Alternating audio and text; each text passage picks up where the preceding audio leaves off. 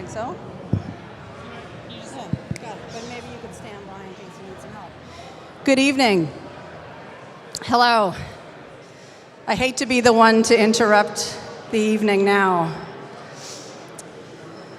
My name is Jennifer Angel, and I'm the CEO of Develop Nova Scotia. We're a really, really proud partner in the Art of City Building Conference in its second year. When my colleagues and I began talking about this event last year, it was really with one sort of simple purpose, and that was not to solve the problems before us, but to talk about them, even if we had different ideas about them. And I think last year and now this year, and hopefully tomorrow and the day after, we really do feel a renewed conversation happening in Halifax. Our problems aren't unique here, but I do think we can set the bar in terms of what constructive public discourse looks like.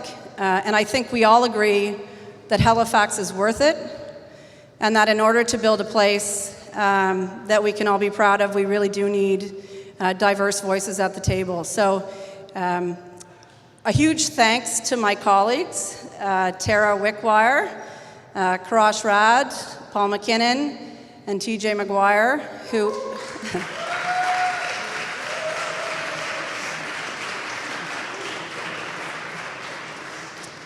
they actually did all the work. I'm just around for show most of the time.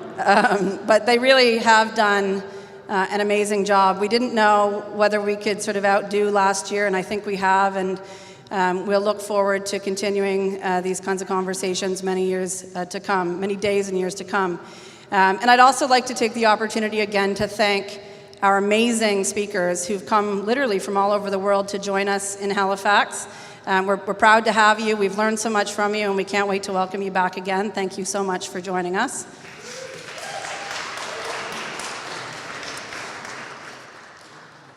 I was reflecting on the day, thinking of how I could synthesize some of the conversations into themes, and I began to do that. But I think the most important takeaway is the level of energy I'm feeling, exhaustion plus energy, but also the energy that I'm seeing and feeling in the room. And again, just like the conversation's important, so is the enthusiasm, because we are doing this for the right reasons. So it also struck me that I don't have to synthesize the ideas. We brought really smart people from around the world to do that. So I'm actually going to invite our speakers, those of you who are able to stick around to the stage now, to share their sort of overall thoughts of the day. No pressure. If they're just, I'm thirsty for beer, that's okay too. You can bring your beer, yep. And then we'll open up the floor to see if there are questions from the crowd that remain unanswered or that are sparked by the concluding comments. So no pressure. I'll turn it over to you. Oh, me? Yeah. Okay. Okay, so I'm Dutch, in case you didn't notice. And we guys from the Netherlands are known for being blunt. So I'm always trying to be super careful and not to step on anybody's toes in the international context, and still at the end of the day you will have done it anyway. So, and the reason why I'm saying this is what I've noticed here is the super open-mindedness of everybody. And that's really a fantastic quality. Because if we would have done the same discussion in Amsterdam, my hometown, I'm pretty sure that a lot of people would have said, yeah, really nice, but we're already doing that. So they would not be open to learning. So that's one thing I noticed. And that's a major quality for you guys to build on. And the second thing is that I noticed, and TJ already was telling us this, that walking down the street downtown Halifax, you're always late because you're meeting with a lot of other people that you know and having chats and talks along the way. I don't know if this is a Halifax thing or a TJ thing actually, but I think it's a Halifax thing actually. The quality to move forward really depends on the quality of your network. nowadays. It's not happening within an organization anymore. It's happening between organizations. It's happening between people. People relating to other people of organizations. And what I've seen here during these last days is how open and how close the networks are together. So that is another major quality to build on and to bring Halifax forward. So these are some of my thoughts. Thank you, guys.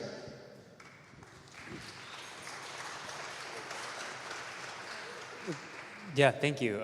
I just want to add 2 quick thoughts and provocations, which is that today everyone was talking about how cities need to be built by citizens. And I'm extraordinarily excited to see the number of people in the room today and who took a good Monday off to talk about their future city. And so my first challenge is, if you heard something today that changed the way you think about Halifax, to do something about it. And everyone here has an opportunity to put their fingerprint on the city. I think it's just a matter of finding someone who also feels the same way as you, finding out what barriers exist and then jumping over them. And I think if we can begin to all start to think of ourselves as people who can put their fingerprint on the city, then we have something. I think the second idea here is to really think big. And there's, of course, some challenges that we need to solve, the incremental changes, but really to think about the moonshot. What are we going to think 50 years down the line? What is the Halifax that we want to see? And the way we're going to answer that question is to think about what's unique about Halifax and how to celebrate that and amplify it, celebrate the good, call out the good. I think in our day-to-day life, we need to do a better job of saying, this is something great, this is something I hold dear about the city I live in, and this is something I want to accelerate and I want to amplify, and I want to do that with people who feel the same way. So with those 2 challenges, I think we have a wonderful opportunity through a forum like this one to really create the future of the city. So thank you.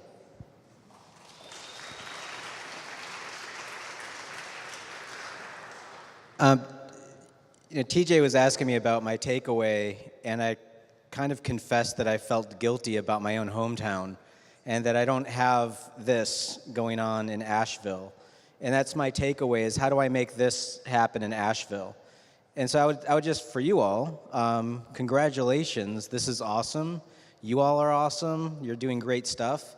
And it's really hard to be an activist or an advocate for your own community and not suffer the slings and arrows and bumps and bruises that you all have experienced and not feel a little depressed.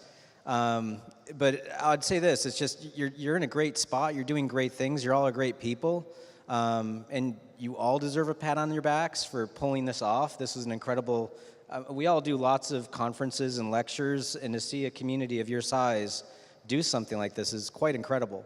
So celebrate that. This is a really amazing thing that you all are doing, and I'm jealous, and I am actually starting a fundraiser for a statue for the unknown comic back there if you want to meet me later, because I think you need one. But yeah, keep it up. This is awesome. Thank you.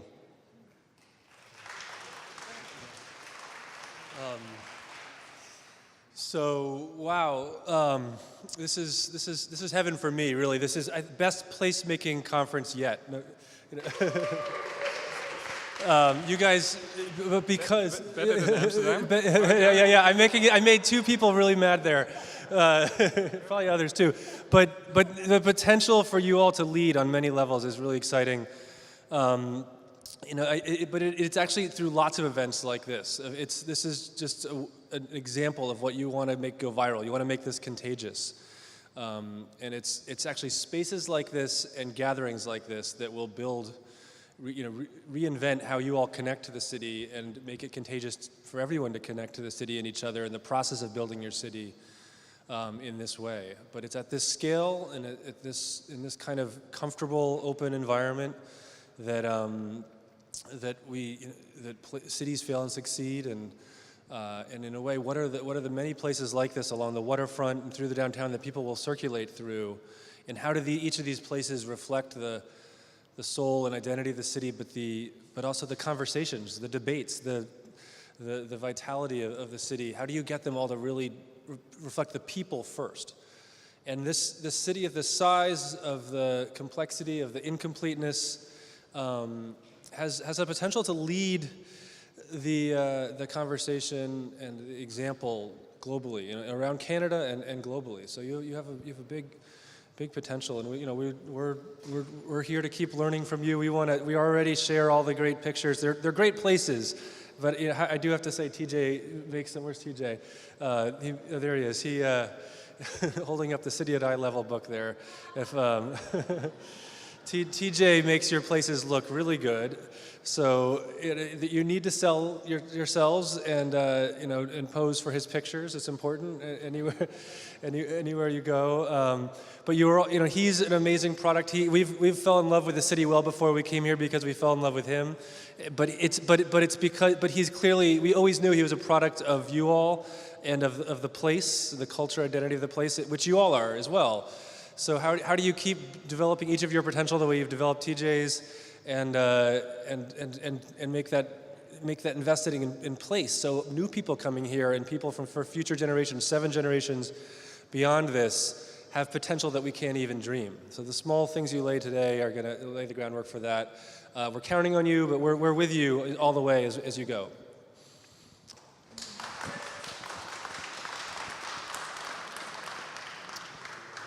It's truly been an amazing day. I'm very proud, as I said earlier today, to be part of this day. And hanging out with these people is so interesting. I think a day like this is very much about collecting tools for the toolbox that we need to have. For me as a designer, in order to convince my developers, the cities that I work with.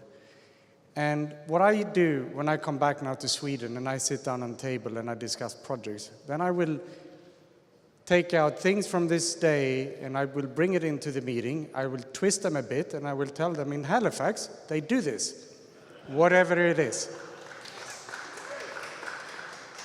I think by meeting each other, having these conversations, sharing values and sharing knowledge and spreading them and twisting them a bit, that's bringing our cities forward. Thank you very much for a great day.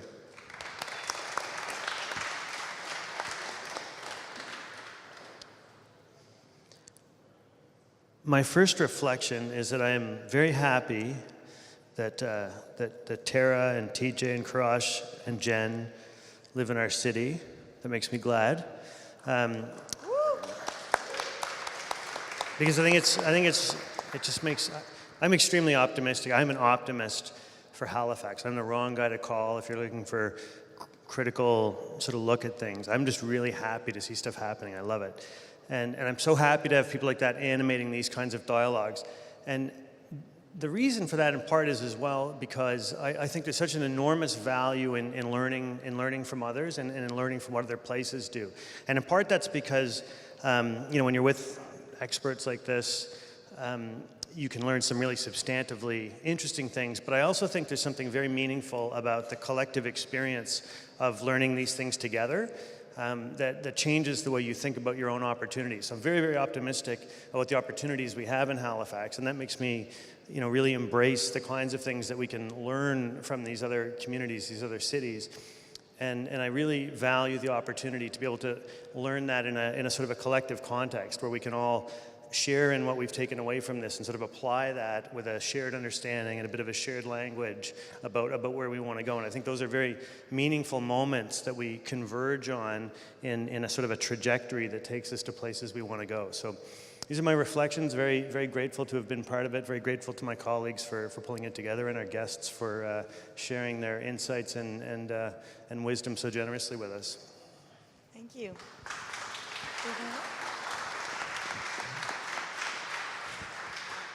Hi, everyone. I missed if there was a prompt question or not, but. Okay, great. Well, it's been a great day, very inspiring. Always nice to get to go to one of these conferences and actually listen and learn, and I feel really inspired. And one of the things I really liked about the day was how the presentations really built on each other, and I don't think that was not always in a direct way, but some of the themes that I heard were about interdependence and connectivity and the intermingling of issues and the way we work. And I really liked it, and I think it makes our work a lot harder because we have to find ways to really work across silos, across disciplines, across agencies. But when we do that, the work is better, the outcomes are stronger. And one of the things we've been thinking about and in our office is how we can bring sort of more of this, what we understand works in Copenhagen, where agencies within the city government, like transportation and parks department, for example, are actually the same agency, and they look at all open streets together. And what does something like that look like in the U.S., in the North American context? We're actually working with a couple cities to see if they can develop offices of public life that sit under the mayor's office. And with all the conversation about the way work intersects here, public space, transportation, new development, I wonder what something like that might look like in Halifax if there was a Department of Public Life or Department of Public Spaces, and how that could bring a lot of your different public realm projects together.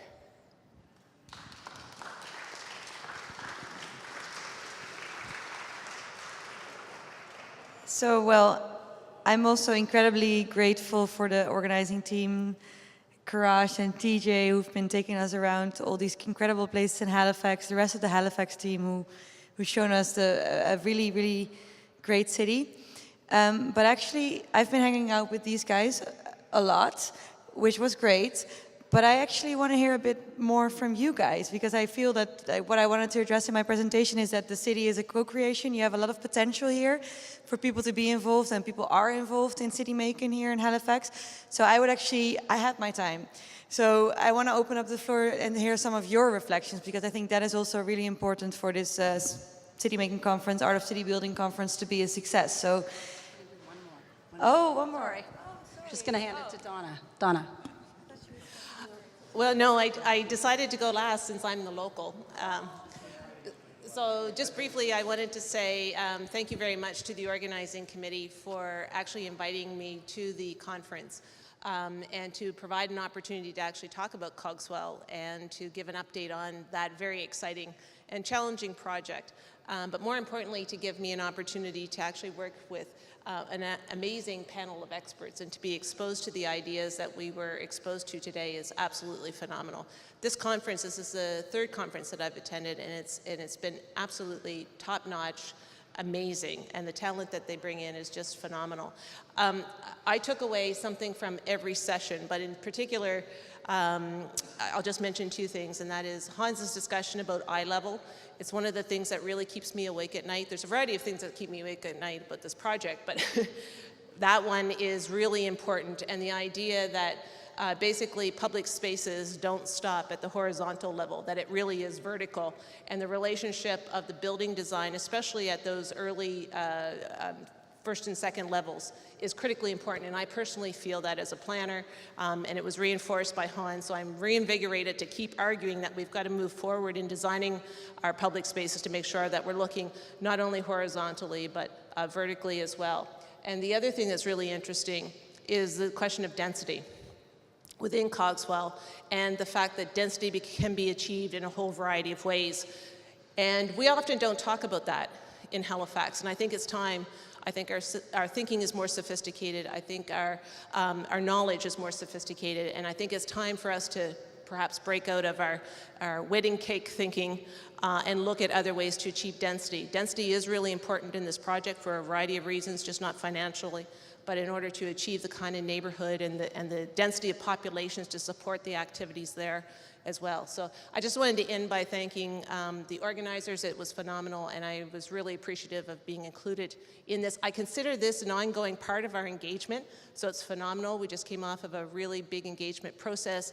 I saw this as a huge opportunity for further input into the design, and I'm equally excited about tomorrow and spending the whole day with Julia Mackey from GAL, and our designer from Toronto has come in, Cindy Rowan, and we're really excited because we're really committed to making the public spaces in Cogswell the best that they can be. Thanks. Jen? Oh, sorry. I'm very sorry, Donna, because I thought you were just skipping your turn. So that's why I wanted to open up the floor to the Haligonians to share your thoughts. Can I hear who has something to share? Reflections of the day, don't be shy.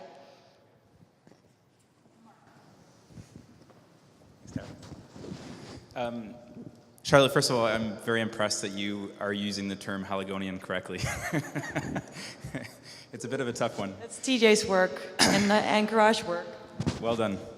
I'll just say that it was an incredibly inspiring day. I found it riveting, the information. There was just so much information.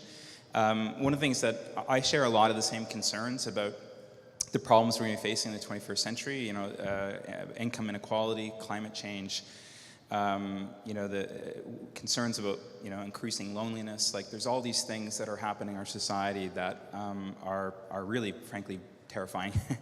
And also worries about our democracy, all these things. And I think really one of the most powerful ways in which we can address these problems is through placemaking and by making our cities a more livable place for people of all different incomes, different diverse, you know, backgrounds. And so to be able to take that in, to be aware of those concerns, but also be able to be talking about the tools in which you can address them is, I think, really important. And I'm working on a project now where we're trying to launch a creative hub in the former World Trade and Convention Center. Been working on that with some partners for years, and it's been a really long slog. We should find out next month if the project is coming together, and we're really excited because we feel that we can be a part of this conversation and be a part of the means in which to try and address some of these problems that we're talking about and to be a part of the future. So thank you for inspiring me at a really critical time period.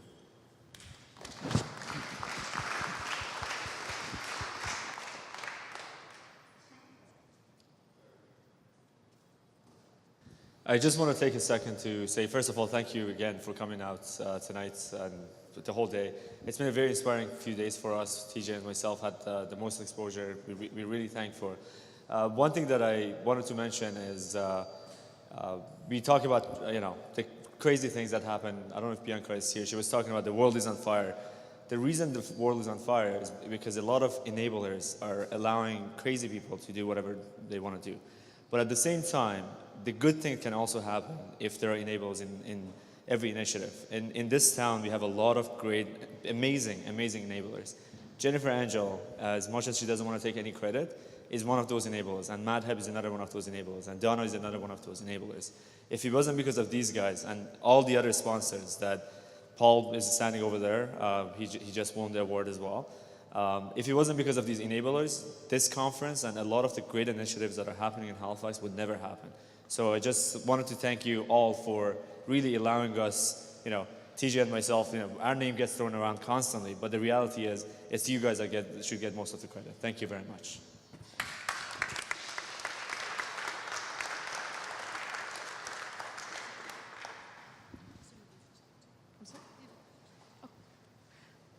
I'm Cindy Rowan, landscape architect and urban designer from WSP, and I'm working on the Cogswell project.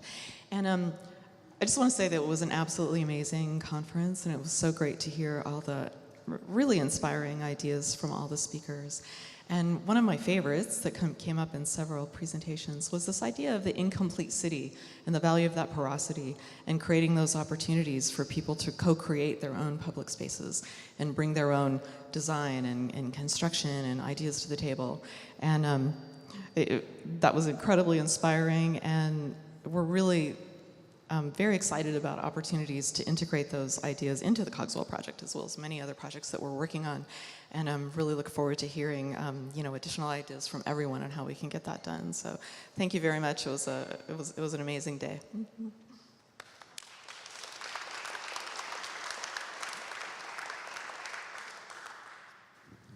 Hi, I'm Alan Ruffman. In 1967, this community had, and Dartmouth across the way, had something called the Encounter on the Urban Environment. It worked very differently than what's happened today. 12 experts were brought in. They spent a week looking at the various aspects, and they came back each evening and reported, much like you're reporting today. But there was no self-slapping each other on the back. I haven't heard a word of criticism from the people up above or down below. And so may I give you one jaundiced view? I'm guilty of that quite often. Please. The one jaundiced view I have is that I understand transit really wasn't talked about at all today. You were talking about building design and placements and such. I got a tremendously violent lesson last Tuesday before the Transportation Committee of Halifax. 6 council members were considering a 92-page report from the transit planners to eliminate Bus 50. You've never heard of Bus 50, but it's the one that runs out the Purcell's Cove Road and will, for a short while, serve the new land being given by Clayton, the Nature Trust, the York Redoubt, the York Yacht Squadron. They have recommended that that bus be effectively eliminated by reducing it to 3 runs in the morning and 3 runs in the evening. And we have got a transit corporation that believes only in transit serving commuters. And that's something I wish you guys had challenged. Anybody want to speak to transit for communities? Okay, thanks, Alan. Yeah, sorry, maybe in general, Halifax will need to shift to a different shift of transport and transportation in general, because you can't. The current car-based model is not going to be sustainable if especially if the inner city keeps on growing. So in general, you can see that you're going to have to invest into different modes of transportation, and this is a very important part of it. So yeah. Yeah, just a couple things here really quickly. Fantastic event, really, really well organized. All of the speakers were engaging, and that was great. Inspirational, so that's great. One of the slides that stuck with me was, and I don't know, and I apologize, who put it up. Maybe you can raise your hand, but it showed public spaces, and it showed, I think, back in the 40s, 80s, kind of turn of the century, and now today, and they're always there. You create them, and they're always there. Development happens around it, things change, time moves on, but those public spaces, always there. That's pretty impressive. The other thing I wanted to say is that, this is one of those moments in time, and again, this was brought up by somebody else, that, we've been given a gift. It may have been a regrettable thing, what was done with Cogswell, but here we are, we've been given a gift, so it's an opportunity. So I know a lot of people are working hard on it, and that's fantastic, but it really is an opportunity, and it really is important to get it right, for residents, for tourists, for business operators, the whole bit. So anyways, there were 2 really good takeaways out of it. Cheers. Thank you.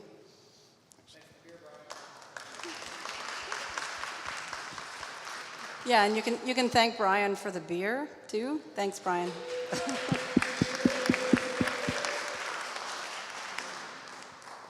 Hello, I'm Alfred. Thank you all for coming. This was super insightful for us all, I'm sure. I have a question for the young guy. The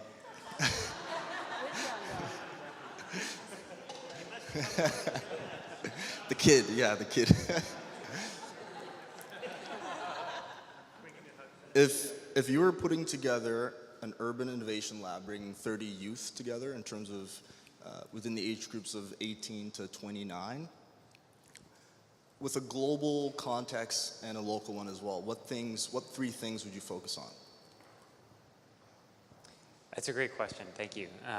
So what 3 things would I focus on if I were to create a civic innovation lab here that was focused on empowering youth, you're saying? Or let's say young people. I think the first thing would be to really articulate what we think is good in civic technology, and by that I mean a process, not only a set of values. So, what are we aiming for? What kind of rails are we trying to put this technology on as we develop it? And I think that needs to be a collective process. So the second thing would be that collective process would be experimentation out in public spaces and getting things into the hands of people who live in neighborhoods. And we have a prototype. We think it's great because it's the fastest thing we can build, for example. But maybe fast is not what needs to happen in that particular neighborhood. So really getting an active sort of prototyping mentality. And the third thing would be to work really closely with city governments. Because I think there's so many people who are thinking about the public sector here in this room, and there are, we were just talking to the mayor's office this afternoon, and they're really willing to work on this kind of stuff. They're willing to put aside the past and say, look, yeah, we want to make a better city. How do we do that? We want to work with you. And I think tech needs to demystify the public sector. We need to not fear that the public sector is going to come down and regulate us if we're willing to work with them. So to develop a really good rapport. So those are the three things I would think about. Working with values, working iteratively and just testing things and prototyping them, and then working with the public sector.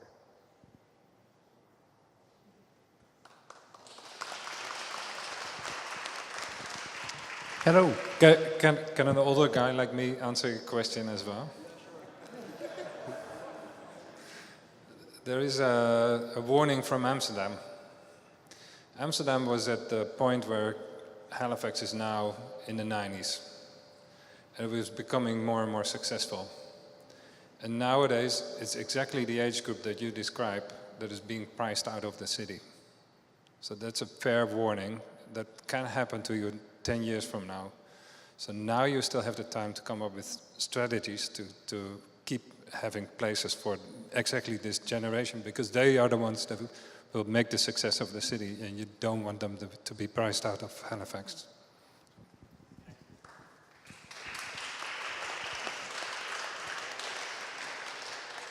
Do you want to do this? I mean, you were offering to start this? Yeah, it's happening. Cool. Hello, my name is Andrew Murphy, and I'm the president of the Heritage Trust of Nova Scotia, and I'm an accountant. So I want to quickly talk about the money. So we've been talking about planning in the downtown area and how important that is. There was an Ivany Commission that set a $4 billion tourism goal, and Halifax is over half of it. So by 2023, we expect Halifax to generate $2.2 billion in tourism revenue, which is about 10 cents out of every dollar we earn in Nova Scotia.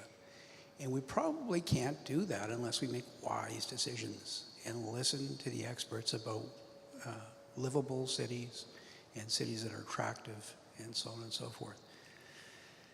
Halifax is an interesting place. Halifax is I think, and other things too, is the scene of the first peaceful transition to democracy in the history of the world. And I think we can work through these problems. They're probably small in relation to what this world has faced in the last 200 or 300 years. And I have great optimism that we'll listen to these experts and build a great city by the sea.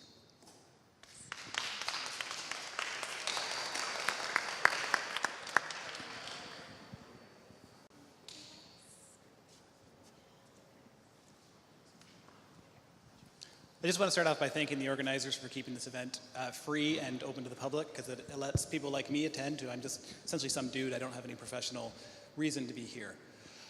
So thank you.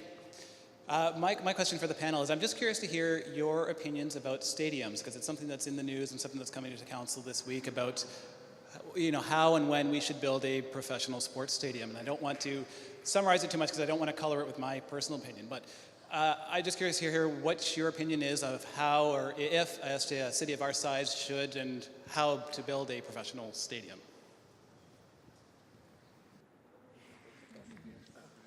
They should build a stadium.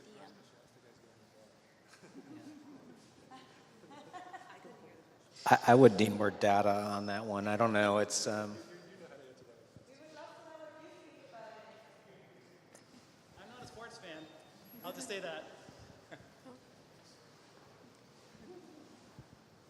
It's hard for me to answer that one without seeing. I need to see the data on the math on all of that stuff. So I'm going to take a pass until I see some math. Do the math. Yeah. Yeah, I'll second that. Need more information, but I mean, I can say anecdotally, we know a lot of cities have built stadiums to try to fuel economic development, and it has been not successful. And a lot of stadiums have been built also that really turn their back on the street and can break up neighborhoods and block structures. street network. So if one was to be built, I think there would have to be a lot of really careful thought given to where and how it connects to the adjacent neighborhoods and streets and communities that it's around, and how it could be done in a way that activated the ground level and didn't just create a blank wall around the perimeter. Okay, I'm gonna take my words back for a second.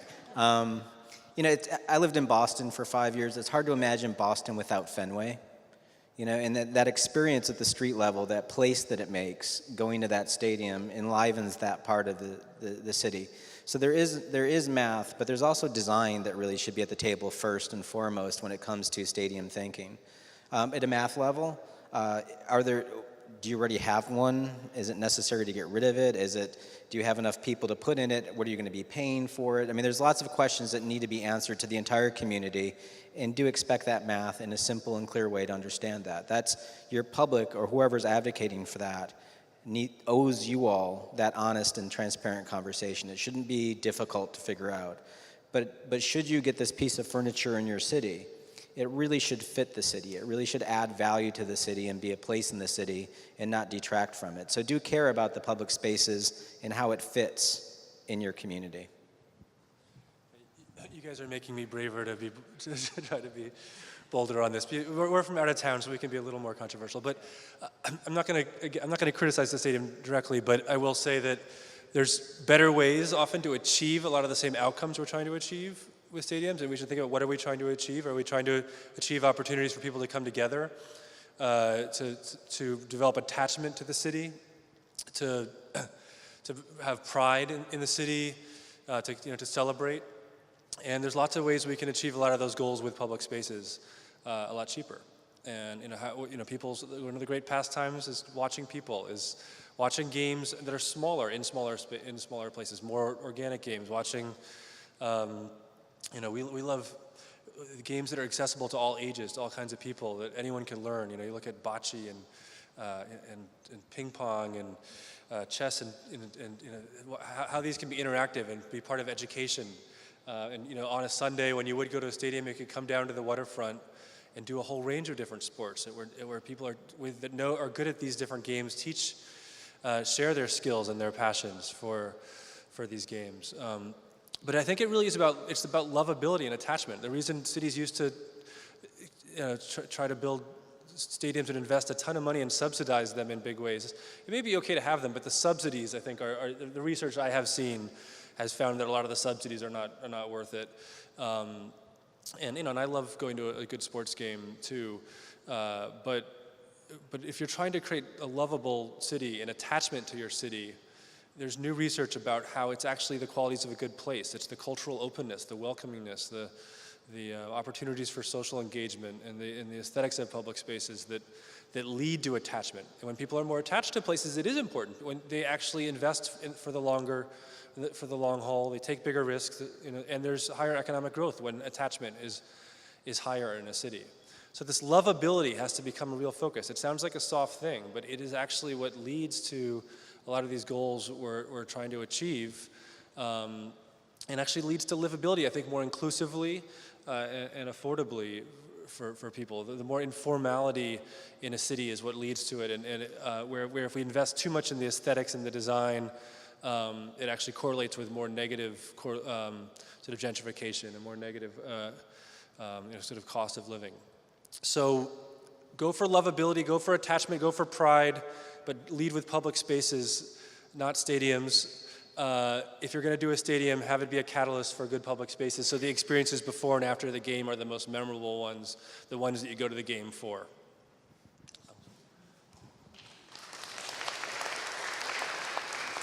So my contribution to this is going to be to say that I hope that a stadium makes sense. I've had great experiences in stadiums. I love to watch football. I love to watch soccer. I love to watch outdoor concerts. I would love for there to be a stadium in Halifax that makes sense. But I think as folks have pointed out, you know, there's clearly some economics that need to make sense, and we would need to understand, you know, how and to what extent the public is at risk in the development of a stadium and so on. So clearly there's things that we have to get right, and those things are subject to analysis. But I think that, you know, if it can work, it would be a welcome and really good addition to Halifax for sure.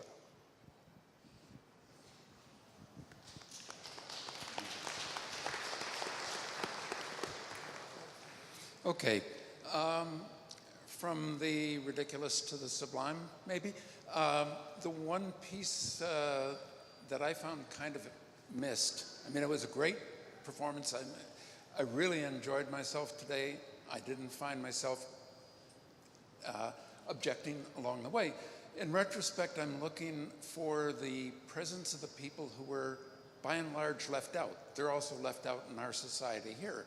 I'm talking people over 65, people with dementia, people who are poor, disabled, people who live in rural areas, people in Halifax who don't have Wi-Fi or even have a computer or maybe not even a smartphone. They are a sizable chunk of our society, and the plans for public spaces, public infrastructure going into the future have to take those into account. There's more and more of us joining the over 65 cohort. We'll be outnumbering the 18 to 29s very soon if we're not already. It's an issue that maybe is addressed at the next iteration of this event, but I'd like to hear any comments any of the panel may have. Only because I happen to be holding the mic, I'm just going to offer this one thing. I think it's a really good point, and I was really pleased. You know, Rick Hansen was actually just here in Halifax. He was doing an event at Dalhousie, and he got an honorary doctorate while he was there, and I had a chance to actually sit down with him the following day.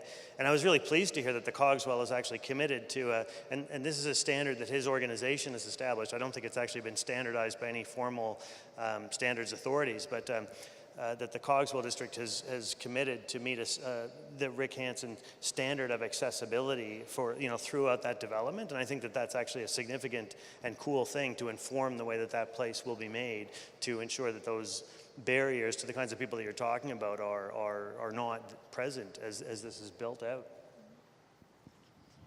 So this is a really important comment, and maybe we haven't stressed it enough, but all the processes that we've been speaking about, like both Project for Public Spaces and Gale and what we do at STIPO and all the other folks, it is meant to be inclusive. So this is why we are opening up the processes to other types of stakeholders. So this is, I'm really happy that you bring it up, because this is the fundament of our work that we tend to do. So it's really, I can't agree more.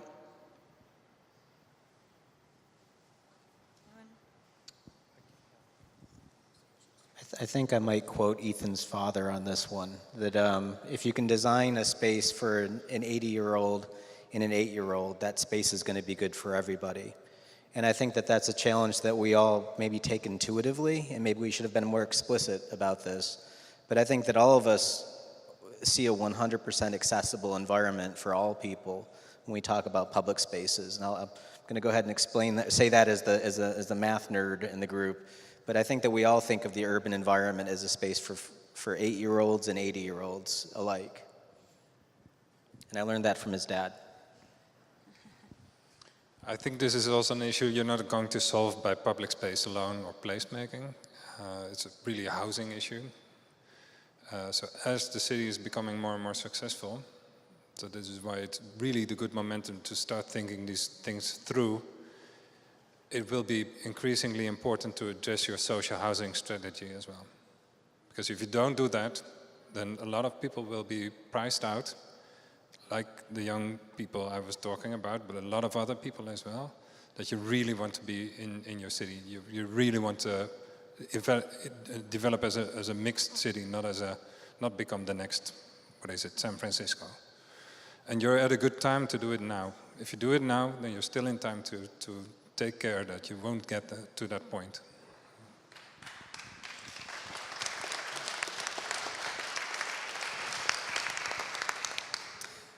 I just want to add to that and say it's an extremely important question, who we're designing for. It's also important to ask who's doing the designing. And I think that's, you rightly pointed out, that's not enough of the conversation today, and the people in the room are the kinds of people that we all feel comfortable with, right? And so I think we need to put this to ourselves to really think critically about that. And I also believe that everyone here really agrees with that we hold that value very dearly.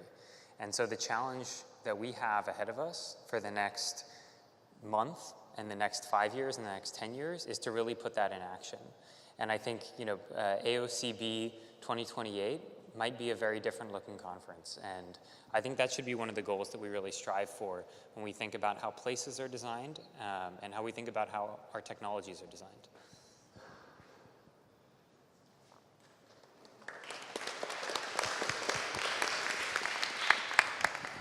So I think we'll wrap this part of the evening up. Oh, sorry, Peter. Hi. One quick question? Yeah, of course. Okay. This is a question that comes from something that Joe said, but I'd be happy for anyone to answer. Joe, you mentioned a project in New Zealand, and you went on, I think, with might have been a highway redevelopment project, and you said something about a good idea arose. 2 months later, it was happening, and you went home and fought the 20-year battle again. But then you kind of didn't say why or how things just kicked in 2 months in New Zealand. Do you have a clue about how? They're New Zealanders, and we're in the United States, I guess. I mean, I don't know if you know much about the United States, but it's not a sane place these days. I think it's institutions. I think the institutions of the way that the public sector works with the private sector in New Zealand is 180 different from the States. I think that if you all took your conversations that you're having with your infrastructure right now to North Carolina and saw what we deal with, you'd be horrified. I had to show them a map of them plowing the highway into a poor African-American neighborhood and wiping out 27 houses and a church. And I was seen as a pariah for doing that. That's the reality of what we're dealing with in the South in the United States right now. And it's hard for me to articulate why the differences are quite simple. I live in a racist state in the United States of America where we still harm each other. Where in New Zealand, they're not doing that. They have the 5 whys that they always ask in their projects. Why do we do it? Why do we do it? Why do we do it? Why do we do it? Why do we do it? And in each answer, they're supposed to get to the truth of what that project's all about. And so with each answer of why, they ask why again. And when they found out that there was no why to have that highway there, that no one could reasonably respond that it met any community goal, they took it out. Not in a million years could we have that conversation in North Carolina, particularly in the western part of the state. So, I think there's a lot of stuff tied into that and why it's taking so long in our community. But there's a lot of not so good reasons for that. So I wish I was in New Zealand sometimes.